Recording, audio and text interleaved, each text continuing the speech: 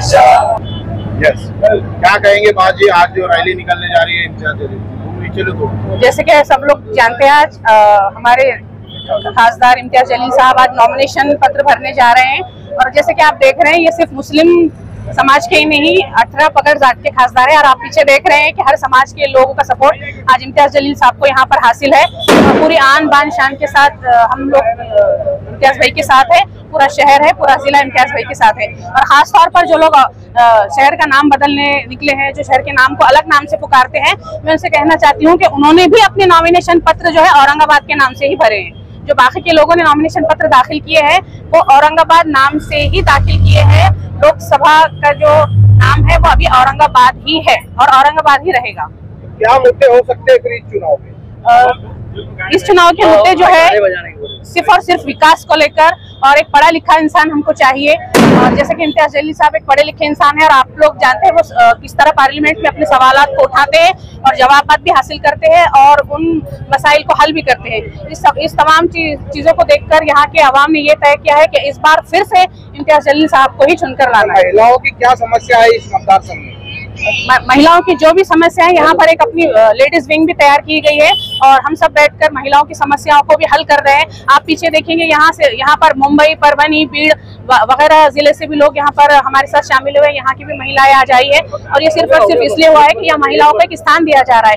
आप देखेंगे कि दीगर जगह पे ऐसा है कि पार्टी सुप्रीमो से भी महिलाओं को मिलने नहीं दिया जाता। यहाँ पे ऐसा बिल्कुल नहीं है। महिला और पुरुष दोनों आबादी में बराबर है। इस बात को एमआईएम लेकर चल रही है और इंशाल्लाह सारी महिलाओं का, हर समाज की महिलाओं का इम्तियाज जलील साहब को पूरा सपोर्ट यहाँ पर हासिल है।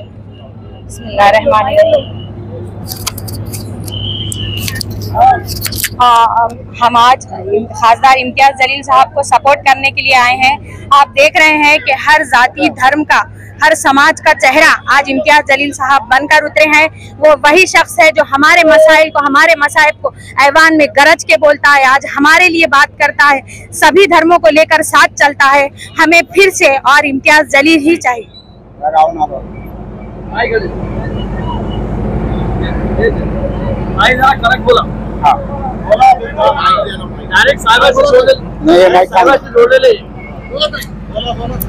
आम्ही सिल्लोड पळशीहून आलेलो आहे आपल्या खासदार साहेबांचा फॉर्म भरण्यासाठी। यायला भरपूर पाठिंबा मिळावा, आपले खासदार साहेब निवडून यावं याच्यासाठी आपण इथे जमलेलो आहेत सगळे।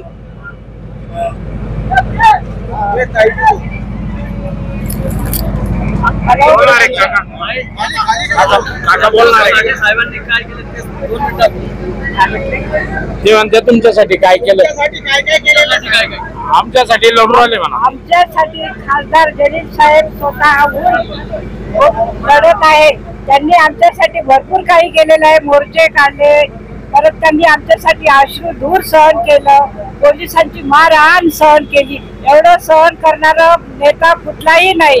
जे आहे ते फक्त इम्तियाज जलील साहेब। ते आज फॉर्म भरणार आहे आणि त्यांना भरपूर पाठिंबा देण्यासाठी आम्ही सर्व ठेवीदार या ठिकाणी उपस्थित आहोत।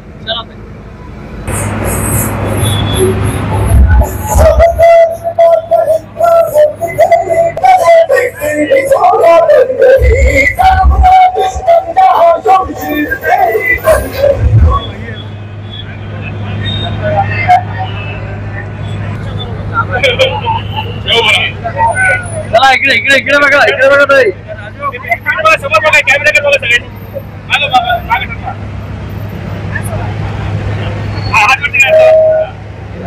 आगे बढ़ो। घोषणा लगाओ।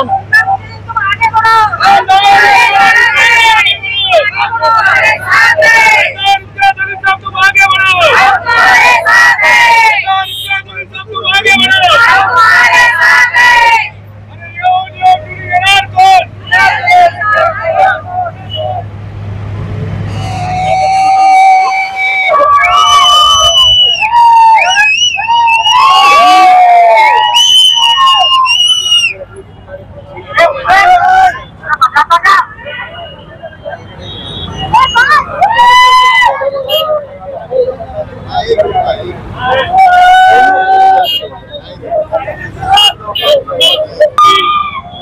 विधानसभा इलेक्शन 2024। आज MIM खासदार इम्तियाज जलील अपना फॉर्म दाखिल करने के लिए यहाँ से भव्य रैली निकालने वाले हैं भड़कल गेट से। आप देख सकते हैं किस तरह से यहाँ पूरा माहौल जमा है, कार्यकर्ता जमा हो रहे हैं, सब जल्लोश है जोरदार सब कार्यकर्ताओं में। MIM के कार्यकर्ता पदाधिकारी नगर सेवक सब जमा हो गए हैं। कुछ ही देर में यहाँ से रैली निकलने वाली है। आज वो अपना नॉमिनेशन दाखिल करने वाले हैं इम्तियाज जलील। कार्यकर्ताओं में जल्लोश नजर आ रहा है, देखना है आने वाले वक्त में। हम लोग कोई नहीं होना, सेकुलर पार्टी है, सबका काम करते हैं, जातिवाद नहीं करते हैं। सही बात है, पता होगा कि हमें देखो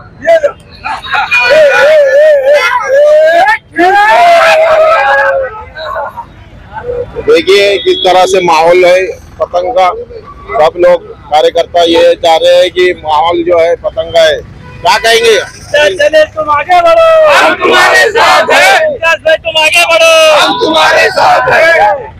देखो भाई, इम्तियाज जलील ने बहुत काम किए। सेकुलर है इम्तियाज जलील और MIM पार्टी सेकुलर पार्टी है। लोग अफवाह फैलाते, लेकिन ये गलत बात है। अभी देख लो, सब हिंदू मुस्लिम सब हम साथ में और आएंगी, पतंग चुमकेंगी इंशाल्लाह। हम सब वोट डालेंगे पतंग। इम्तियाज जलील इसलिए कि उन्होंने सबके काम किए, पढ़े लिखे हैं और सबके काम किए। उन्होंने आना चाहिए, सबका साथ सबका विकास असल इम्तियाज जलील करे, बैरिस्टर असद जी करे, उनके सीटों पर आना चाहिए। इंशाल्लाह मैं दुआ करता हूँ कि सीट आएगी जरूर। आपका नाम बोलिए? शेख नजीर। आज यहाँ पर आपको हर समाज हर धर्म का आदमी नजर आ रहा है। वो इसलिए है कि पिछले 5 सालों में हमेशा इम्तियाज जलील ने बिला लिहाज मजहब मिल्लत हर किसी की आवाज उठाने की कोशिश की है, उसमें कामयाबी मिली है। उसकी वजह से आपको हजारों की तादाद में यहाँ पर लोग नजर आ रहे हैं।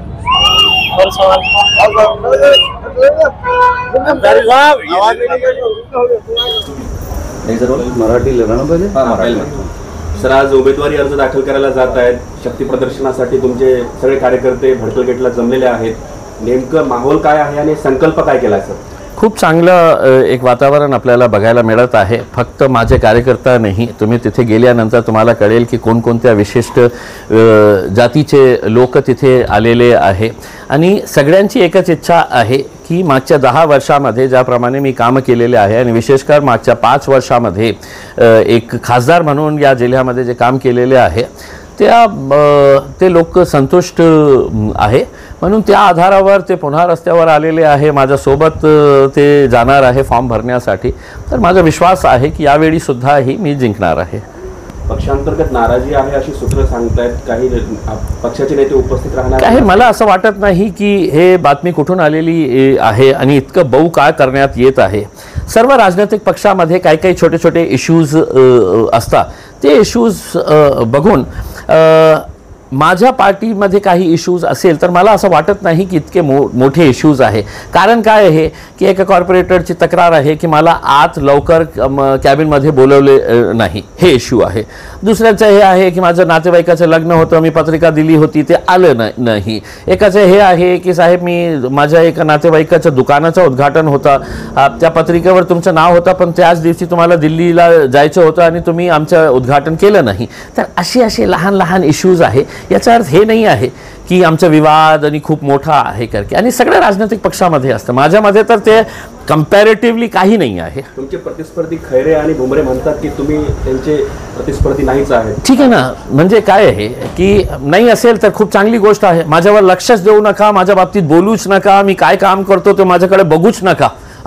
आणि मी काही व्हॅल्यूचं नसेल तर कृपा करून कोणी पत्रकार विचारलं आपल्याला माझ्या बाबतीत तर त्यांना हे सांगा की ते किरकोळ आहे, ते किरकोळ आहे, त्यांना काही देणं घेणं नाही. कोरोनामुळे तुमचं जे कारकीर्द आहे खासदारकीची ती 2 वर्ष वाया गेली आणि त्यामुळे तुम्हाला अजून चांगलं हे मला वाटतं की हे खूप माझ्या जिल्ह्यासाठी हे खूप नुकसानाची हे होती की 2 वर्ष मला 1 रुपयाचाही फंड मिळाला नाही. कारण निवडून आल्यानंतर 2 वर्ष पूर्ण वाया गेली. सगळं लॉकडाऊनमध्ये गेला, लोकसभामध्ये पण बंद होते आणि 1 रुपयाचाही फंड आम्हाला दिल्लीवरून मिळालेलं नाही, जे आमच्या हक्काचा होता. मग 3 वर्ष मिळाले काम करण्यासाठी आणि 3 वर्षामध्ये जे काही करता आलं त्याचा सगळं हिशोब मी एका पुस्तिकामध्ये तयार केलेली आहे.